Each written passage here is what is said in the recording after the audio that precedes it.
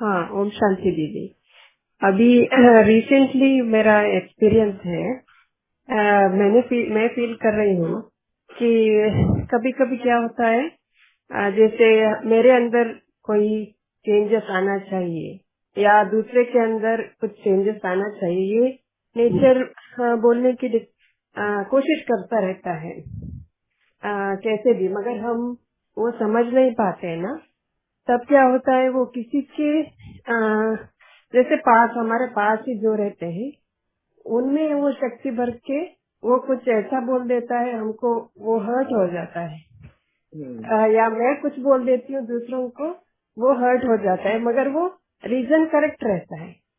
फिर बाद में मैं सोचती हूँ ये मैंने क्यों बोला, ऐसे मैं तो ऐसे नहीं बोलती, ऐसा लगता है। तो ये लगता है ये हमको सिखाने के लिए या दूसरों को सिखाने के लिए एक जरिया होता है। Yes yes, very true.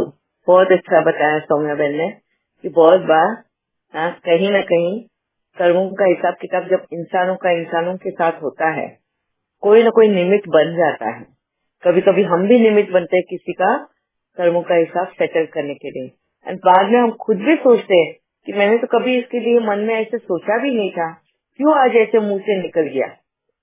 जैसे सौम्या बहन ने भी बताया कि उनका वो नेचर है नहीं, वो ऐसे बोलती भी नहीं है, वो उस वक्त अचानक से वैसे बोल निकल गए, तो वो वजह बनाता है, सामने वाले के कर्मों की वजह से हमारे मुंह से वो बोल निकलते हैं ताकि उसको उसके कर्मों की सजा मिले, वो हर्ट हो जाए, उसको रियलाइजेशन कराने के लिए वो होता है। सेम ऐसा ही वाइस वर्सा, हमें अगर कोई कुछ गलत बोलता है या गुस्सा करता है या हमें इंसल्ट कराता है या नेगेटिविटी क्रिटिसिज्म मिलता है हमें, तो कहीं न कहीं वो भी हमें सबक सिखाने के लिए ही होता है। हमारे अंदर हम क्या कमियां हैं हमें पता नहीं होती, तो कोई ना कोई निमित्त बन जाता है हमें हमारे अंदर के विकारों के बारे में पहचान देने को या हमारे अंदर की कमी कमजोरियों की पहचान देने के लिए। Very nice, thank you Saumya बहन। ये है इंसान का इंसानों के साथ के कर्माश। Very nice, thank you Saumya बहन। या अंजना बहन।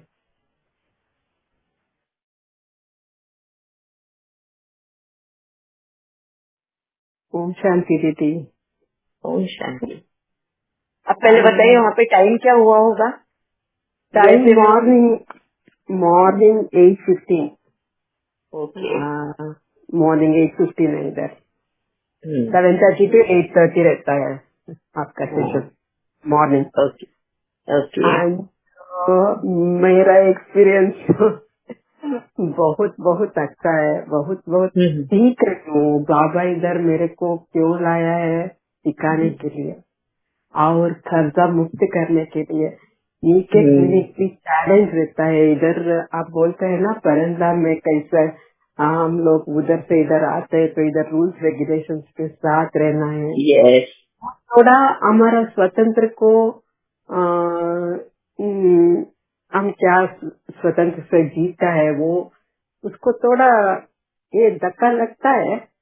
फिर भी उस धक्के में भी हम कैसे निकले, वो नॉलेज के साथ बाबा बोलता है ना, ज्ञान संपन्न और शक्ति संपन्न हो तो वो उसका मीनिंग बहुत अच्छे से आता है। और युद्ध भी चलता है, नहीं चलता है ऐसा नहीं है, अंदर बहुत युद्ध चलता है और उसमें जीत पाता है ना, उसमें बहुत कुछ होता है। ऐसा नहीं परिस्थिति में हम सभी विजयी होगा, बट फाइट में भी कुछ है। बाबा साथ है। ये नॉलेज बहुत अच्छा लगता है। और मेरा गला कौन अटका है, मैं आपको शेयर कर रही थी पहले। इतना शेयर करने में मेरे को मेरा ही संकल्प अटक रहा था, मेरा ही ईगो अटक रहा था। यस, अभी मेरा कोई नहीं है, मेरा आवाज को दबा नहीं रहा है। मेरा ही ये मैं को खत्म करना ही मेरा काम है। यस, मी को खत्म करके संस्कार स्वभाव को मिला के, और सभी में क्या है वो गुण क्या है वो सीखने के लिए बाबा इधर मेरे को भेजा है।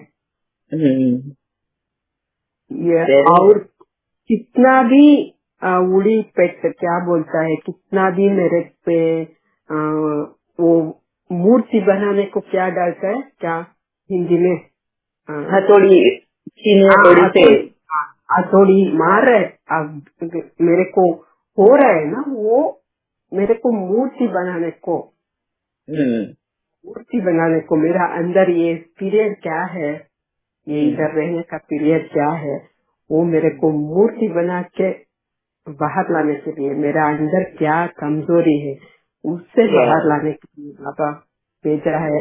उसको वो मौका समझकर मेरे को खुशी खुशी से और भी आगे बढ़ना है। ये मेरा एक्सपीरियंस है। ओम शांति दीदी। वंडरफुल, थैंक यू अंजना बहन फॉर शेयरिंग। तो बहुत अच्छा आपने एक्सपीरियंस शेयर किया। आपने मुझे पर्सनल में भी बताया था ये बात कि उनको वो जब यूएसए गए वहाँ पे, तो उनको ऐसे लग रहा था जैसे उनके हाथ से ना सब कुछ छीन लिया है, उनको किसी ने कैद करके रख दिया है वहाँ पे। वो बहुत ही मतलब होना था वो, क्योंकि अभी तक वो कभी अपने बैंगलोर से अलग जाके कभी रहे नहीं। उनका कंफर्ट जोन है बैंगलोर, जहाँ पे वो पले बड़े, उनका पूरा जीवन वहाँ पे गया, तो उनके हाथ, उनकी सत्ता, उनका होल्ड है वहाँ पे, उनकी पावर है वहाँ पे। राइट फ्रॉम स्क्रैच से उन्होंने बैंगलोर में सब कुछ किया हुआ है, तो उन्हें सब कुछ पता है वहाँ का। मगर अब जहाँ उनका कर्मों का हिसाब किताब शुरू हुआ, जो बच गया था वो है अमेरिका, यूएसए में। उनका बेटा वहाँ गया एंड बेटे के पीछे वो भी वहाँ गए। वहाँ जाने के बाद में उन्हें पता चला कि बाबा हमें किन बातों के बारे में सिखाना चाहता है। डिसिप्लिन में रहना मतलब क्या है, डिसिप्लिन में रहने का मतलब क्या है, कि वहाँ का डिसिप्लिन क्या है। जैसे हम परम धाम से जब इस धरती पर आते हैं तो यहाँ की अपनी एक मर्यादा है, एंड एक आत्मा को यहाँ की मर्यादा के हिसाब से रहना होता है। जब हम वो मर्यादाएं तोड़ते हैं ना, तब जाके हम विकारों में आते हैं, एंड वो उसका दुख, उसका दर्द हमें महसूस होता है। एंड सेम अंजना बेन वैसा ही वहाँ पर महसूस कर रही थी। ऐसे समझ लो वो परम धाम, बैंगलोर जो है उनका परम धाम है, क्योंकि उनका होल्ड था वहाँ पर, उनका कंफर्ट जोन।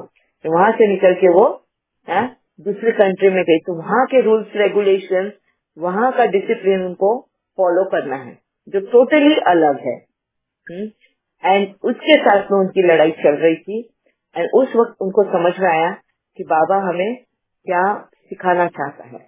पर ये बहुत अच्छा कि बाबा ने उनको यहाँ पर ही इतना नॉलेज दे दिया, इतना ज्ञान दे दिया, एंड उन्हें प्रैक्टिकल यूज करने के लिए वहाँ लेकर गए। एंड वो बहुत अच्छे से उधर प्रैक्टिकल में यूज कर रहे उस नॉलेज को, एंड वहाँ की डिसिप्लिन, वहाँ के रूल्स रेगुलेशंस को वहाँ अच्छे से मिलन कर रहे हैं अपने अपने संस्कारों का एंड वहाँ के रीति रिवाजों का। बहुत अच्छे से संस्कार मिलन हो रहा है एंड वंडरफुल उनका जीवन चल रहा है। तो thank you Anjana Ben for sharing, it was very wonderful. या आपका बाबा का मैंने आपको बहुत सारी बहुत बातें बताई। हाँ या दीदी, आपका बाबा का बहुत बहुत शुक्रिया। और एक बात है, हमको बाबा मिलने के बाद ये नेचर के सिवा कौन भी उतना वंडर नहीं लगता। इसलिए मेरा बेटा शेयर कर रहा था, कुछ भी देखा तो क्यों आपको वंडर लगता है, मेरे को ये दिखाना है वो दिखाना है। वो हमको बाबा के बिना कुछ भी वंडर नहीं दिखता। और पोचा को, हमारा ग्रैंड डॉटर को देखा तो वो हमारे लिए वंडर है। वो बाबा, वो भगवान का और वो प्रकृति का ये है ना, वो ज्यादा वंडर है। हमारे का। Yes. वो एक्सपीरियंस इधर क्यों लाया, वो ग्रैंड डॉटर को वो खींच कर लाया, ऐसे समझ में आता है। तो और दूसरा, हम लोग अंदर से खुश रहता है ना, इसलिए हमको वहाँ जाना, उधर जाना, वो खर्च करना, वो देखना, वो अंदर से हम लोग फुल रहते हैं आई थिंक का। वो मेरे को थोड़ा आप भी समझाना है क्यों उतना कुछ नहीं होता। मेरे को हम लोग को खुश होने को कहीं जाना नहीं, ऐसा समझ में आता है मेरे को। हम लोग फुल है क्या, वो और भी मेरे को चिंतन करके बता देती हूँ, शेयर करती हूँ बाद में। नहीं तो आपको मेरा फीलिंग समझ में आया तो आप शेयर करो ना। मेरे को ऐसा लगता है क्यों आया इधर, क्या क्या देखने आया, वैसा वो भी मैं नेक्स्ट टाइम शेयर करती हूँ वो। थैंक यू दीदी। Thank you Anjana ma'am, thank you. बहुत ट्राई करते हो आप अपनी एक्सप्रेस करने के लिए जो भी अनुभव करते हैं, एंड मुझे तो समझ में आ ही जाता है। तो थैंक्स बाबा को कि मेरे को उतना वो नॉलेज दिया है। सबकी अंदर के वो जो एहसास है उनको समझ पाऊं मैं एक्यूरेटली समझ पाती हूँ कि नहीं, इसके लिए मैं शेयर करती हूँ ऑफिस से। एंड आप वही कहना चाहते हो या नहीं, ये पूछ भी लेती हूँ। तो अंजना बहन, मैंने भी आपको एक वॉइस मैसेज भेजा था इसी के रिगार्डिंग कि थोड़े ही दिन पहले मुझे भी एक एहसास हुआ था इसी बात का। मेरा भी बेटा आयरलैंड गया है आगे की पढ़ाई के लिए, एंड हो सकता है कि वो वहां पर सेटल हो जाए। एंड मुझे बस एक एहसास हुआ ऐसे कि अगर वो वहां पर सेटल होता है एंड फिर मुझे अगर वहां पर जाना रहा, तो एक पल के लिए मैंने सोचा कि मैं अगर वहां जाती हूँ तो मुझे कैसे लगेगा। जस्ट इमेजिन कर रही थी, और मुझे ऐसा एहसास हुआ कि जैसे मैं वहां पर गेस्ट बनकर जाऊंगी। एक अपना घर, मेरा घर है, मेरा बेटा है, और मैं वहां पर रहने वाली हूँ हक के साथ में। वो एहसास मुझे हो ही नहीं रहा था। मैं जाऊंगी तो 2 महीने के लिए जाऊंगी, 3 महीने के लिए जाऊंगी, और फिर से रिटर्न आ जाऊंगी। आई गो एज अ गेस्ट, एक मेहमान की तरह जाऊंगी। एंड वो चीज मुझे खल रही थी, और मैं ये बाबा को पूछ रही थी कि बाबा ऐसे क्यों मुझे वो एहसास हुआ। फिर मैंने अपने बेटे के साथ में भी वो शेयर किया कि मैं अभी जब भी जाऊंगी ना, मैं वो अथॉरिटी के साथ नहीं, तेरे साथ में रह पाऊंगी। अगर तू वहां पर सेटल हुआ तो मैं एक वो गेस्ट की तरह ही रहूंगी। मगर मुझे ऐसा क्यों लग रहा है ये पता नहीं।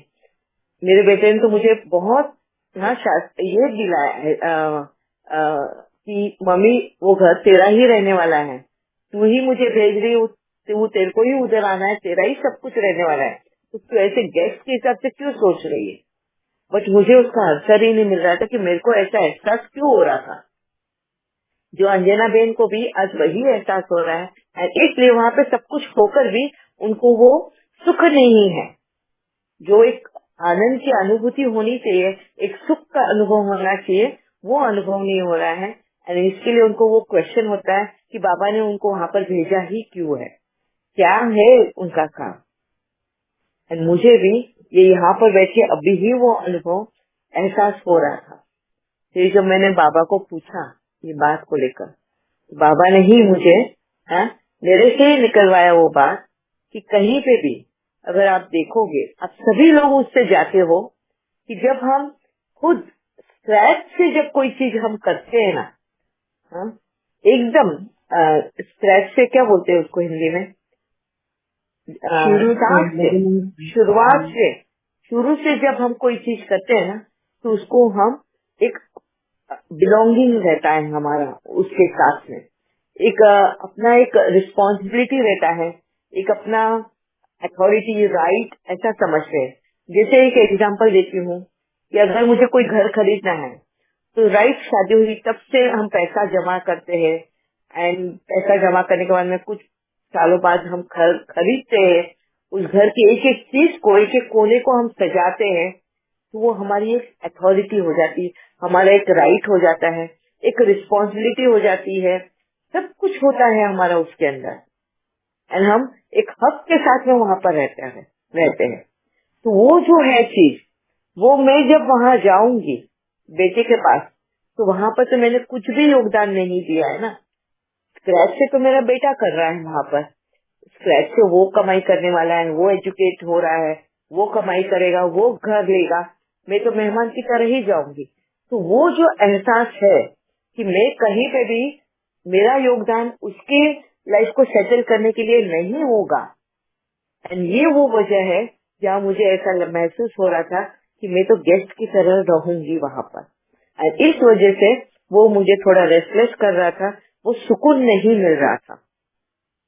जब बाबा ने मुझे वो बताया तो फिर मैंने कहा कि फिर बाबा इसका सॉल्यूशन क्या है कि मुझे इस तरह से वो फीलिंग नहीं आए, मैं भी एक रस होकर उनके साथ रहूं। अगर कल को उसकी शादी भी हो जाती है तो उसके फैमिली के साथ में एक रस बनकर रहूं, एक अपनापन बनकर रहूं, तो क्या होगा, वो किस तरह से मुझे अभी से वो स्टेप लेना है उसके लिए। I think so Bhavna ben is also want to share with this before I answer, let her do it. या भावना बहन? सोमदा को थोड़ा सा अपना अनुभव भी ऐसा था। हम दुबई में थे, 19 साल वहाँ थी, लेकिन वहाँ कभी भी ऐसा नहीं लगा कि ये मेरी अपनी जगह है, ये मेरा घर है। ऐसे ही लगता था कि यहाँ हम आए हैं, गेस्ट आए हैं, वापस जाना है करके। वो मुझे ऐसे लगता है कि एक सेंस ऑफ बिलोंगिंगनेस नहीं है, because we belong to this place. और यहाँ पर हमारे सब लोग हैं ना अपने, हालांकि वहाँ भी बहुत इतना अच्छा फ्रेंड सर्कल था, इतना हमारा सोशलाइजेशन था जो यहाँ भी नहीं है। और facilities, standard of life was much better there. फिर भी एक सुकून है जो यहाँ पर है, वहाँ नहीं है। इवन सेम विद ऑस्ट्रेलिया, कभी मुकुल के साथ भी बात होती है तो मैं यही बोलती हूँ, या will come and go, we will not come and stay there, will come and go. तो ऐसे ही लगता है वो बिलोंगिंगनेस की सेंस हमको यही होती है जहाँ हम पैदा हुए हैं, पले बड़े हैं, जहाँ हमारे अपने हैं। That's what I feel. बाकी आप बताएं बाबा ने क्या कहा। नहीं, बाबा ने तो मुझे सॉल्यूशन अलग ही दिया है। बाबा ने ये कहा, जैसे मैंने कहा ना कि जहाँ पर हम स्क्रैच से कुछ करते हैं, अभी जैसे भावना बहन का दुबई का एक्सपीरियंस वैसा रहा, मेरा जो दुबई का एक्सपीरियंस वैसा रहा कि वहाँ पर भी जैसे हम शादी होते ही गए थे वहाँ पे, within 2 years we left, we went there, तो almost 22 years of our life हमने वहाँ पे बिताया है। तो वहाँ की बिलोंगिंगनेस, वहाँ की अपनापन, वो सब मुझे वहाँ पर मिला है, रहा भी है। एक अथॉरिटी के साथ में मैं वहाँ रही है, वहाँ के रूल्स रेगुलेशन सब कुछ फॉलो करते हुए एक अपनापन में मुझे वहाँ पे भी लगा। मेरा लाइफ का हाफ ऑफ द पार्ट वहाँ पर बीता है, तो मुझे उसमें कोई परायापन नहीं लगा। कभी यहाँ पर मैं 1 महीने की छुट्टी के लिए आती थी, मगर साल के 11 महीने तो मैं उधर ही बिताती थी। तो वो बिलोंगिंगनेस मेरे को वहाँ दुबई में भी वैसा ही लगा, मगर वहाँ पे ही मुझे आज वो एहसास होता है कि मेरी जब मदर इन लॉ आती थी ना, उसको वो एहसास नहीं होता था। वो आती थी 1 महीना 2 महीना, एंड फिर वो कहती थी कि अब मुझे जाना है मेरे घर पे फिर से। और मैंने ऐसा कभी नहीं कहा कि मुझे जाना है मेरे घर पे फिर से, मतलब मेरे को इंडिया में रहना नहीं। तो वो बिलोंगिंगनेस मुझे दुबई में भी थी, बस सेम बिलोंगिंगनेस कि वो फील होना है। अब मैं अगर जाऊँ आयरलैंड में, चलो बेटे की शादी से पहले ही मैं जाऊँ और वहाँ पे सेटल हो जाऊँ, क्या मुझे वो फील आएगी? तो वो मैं फील शेयर कर रही थी बाबा के साथ में। एंड तब बाबा ने कहा कि शायद तुझे इसलिए नहीं आ रही है क्योंकि कहीं ना कहीं तुझे वो मेहनत करने की आदत है, जो सेम मैंने अंजना बहन में भी देखा कि राइट स्क्रैच से, जैसे उनकी बैंगलोर में उनका खुद का शॉप था, वो शॉप भी संभालती थी, घर भी संभालती थी, पूरे परिवार को संभालती थी, घर में भी करना, शॉप में भी करना, अपने आप को बिजी रखा है। वो एक अथॉरिटी, एक राइट के साथ सब करती थी। मगर जो वहां पर गए तो उसको वो करूँ या नहीं करूँ कंफ्यूजन है। मैं अगर ये करूँ तो क्या बेटे बहू को पसंद आएगा, क्या उनके बजट में ये चीजें बैठेंगी? तो हर चीज वहां पर एक क्वेश्चन मार्क डालता है उनको, है ना, क्योंकि कमाई वो कर रहे हैं। आज अंजना बेन वहां पे जाके कमा नहीं रहे हैं, वो तो सिर्फ एक्सपेंस करने वाले, खर्चा करने वाले। तो उनको वहां पर भी अपने आप को बंधन में डालना है कि क्या मैं उनके ऊपर ज्यादा खर्चे का बोझ तो नहीं डाल रही हूँ, ये तो नहीं कर रही हूँ। तो कहीं ना कहीं वो एक राइट बोलते हैं, एक अथॉरिटी बोलते हैं ना, वो नहीं है। और इस वजह से वो एक आनंद बोलते हैं, एक सुकून बोलते हैं ना, वो नहीं है। कहीं उनको ऐसा लगता है कहीं मैं उनके ऊपर बोझा तो नहीं बना दूंगी, हाँ, कहीं उनके ऊपर बर्डन तो नहीं लेकर आऊंगी मैं, वो एक हो जाता है। एंड सेम अंजना बेन जब शेयर किया मुझे, उसके एक महीने पहले ही ये सारा चीज मेरे को महसूस हुआ था। एंड यही चीज मैंने जब बाबा से शेयर करी, तब बाबा ने मुझे ये सोल्यूशन दिया कि तू अभी से ही, हाँ, उसके हर एक निर्णय में तू भी साथ देना, हर एक उसकी स्क्रैच से जब वो भी कर रहा है ना, तू हर उसके इसमें तेरा भी योगदान देना। जब तेरा भी योगदान राइट फ्रॉम स्क्रैच से रहेगा ना, तो उस वक्त तुझे ये महसूस नहीं होगा। ये सिर्फ हमारे अंदर की महसूसता है, सामने वाला हमें वो एहसास भी नहीं दिला रहा है। जैसे अंजना बहन को भी उनके बेटे बहू उनको वो एहसास नहीं दिला रहे हैं, परायेपन का एहसास नहीं दिला रहे हैं, मगर ये इनकी महसूसता है। सेम मुझे तो अभी तक तो ये दिल्ली दूर है मेरी, अभी तक तो कुछ भी नहीं हुआ, मगर वो एहसास मुझे अभी ही हो रहा है। तो इसलिए बाबा ने कहा कि तुम्हारा योगदान साथ से ही वहाँ पर रहने देना, उसकी लड़ाई में तू भी उसमें योगदान देना, ताकि तुझे वो एहसास ना हो अपनेपन का, परायेपन का, या जस्ट मेहमान का, गेस्ट का। You will be there right from the start. तो वो मेरा एक अनुभव रहा है। एंड सेम यही मैं सजेशन अंजना बेन को भी देना चाहती हूँ। ये सारे एहसास हमारे अंदर होते हैं, अपनापन, परायापन, गेस्ट अपीयरेंस या फैमिली क्या है, ये सारा हमारे अंदर का है।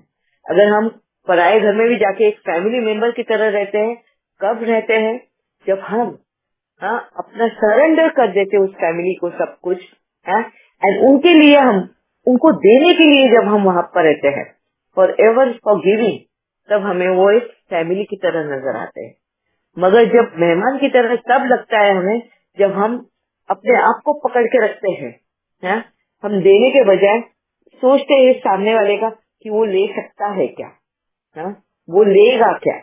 जब ये क्वेश्चन करके हम देने की कोशिश करते हैं ना, जजमेंट करते हैं, जज करते हैं, तब हमें वो परायापन लगता है। और फिर वो सुकून, वो खुशी, वो आनंद का एहसास नहीं होता। दिस इज व्हाट मैंने भी अंदर से महसूस किया, एंड आपके लिए भी वही सजेशन है। आई होप अंजना बेन आपको समझ में आया होगा। आप इंट्रोस्पेक्शन करना। या दीदी, और भी एड ऑन हुआ आज आपका एक्सप्लेनेशन मेरे को। थैंक यू दीदी। Time is limited. Thank you दीदी। यस, वक्त भी हो गया है। यस भावना बहन। नहीं दीदी, वो पहले से ही हैंड रेज कर रहे हैं। ओके ओके, चलो फिर आज वक्त हो गया है। अभी कल तो छुट्टी है, दशहरा भी है, गांधी जयंती भी है। एंड फ्राइडे का मैं बताऊंगी मेरा सोच के ऊपर गला कैसा है मेरा। अगर गला मेरा ठीक रहा, बोलने लायक है, I will continue the class on Friday. Friday class रहूंगी, नहीं तो मैं रेस्ट देना चाहूंगी। एंड डायरेक्टली मंडे को हम मिलते हैं। अगले वीक में सिर्फ 4 दिन रहेगी, क्योंकि बाद में दिवाली का चालू हो जाता है प्रिपरेशन का सब। दिवाली हार्डली 15 डेज पे रहेगी, इसलिए ठीक है। ओम शांति। ओम शांति दीदी। ओम शांति दीदी। थैंक यू दीदी, thank you Baba. Thank you दीदी। ओम शांति। ओम शांति।